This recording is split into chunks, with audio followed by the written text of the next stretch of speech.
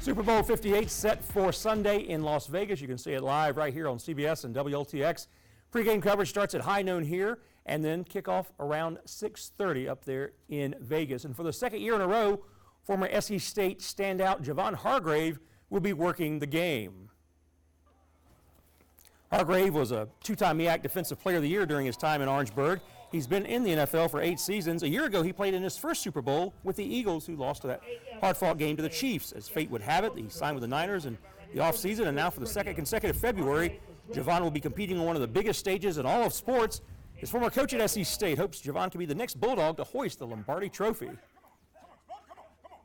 Well, it's always fun to go out there and to look out there and see one of your guys. And you know, Javon's now been in with two different teams, so we're pulling for him. I kind of like Patrick Mahomes in that crowd too, but at the same time, I got to pull for the 49ers and Debo and Javon and all that crowd. He was one of the early, I guess maybe high-profile guys that we had. He was Player of the Year in the league. He had a lot of honors going into that season, and he came out with a great year.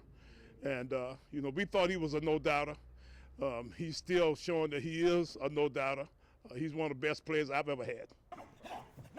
Well, back in 2016, before he was a third-round selection by the Steelers, Javon had a very intense job interview. This was his pro day at SC State, and Javon was the only participant there, so normally you have groups of players going through the drills, which means athletes have time to rest and recover, but Javon had very little rest. But all the hard work on that day was worth it. 8 years later, Javon is making back-to-back trips to the Super Bowl.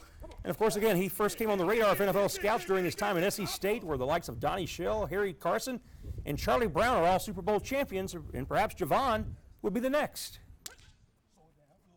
You can always say that you can get here, you can get anywhere from here, and that guy is a great example of it.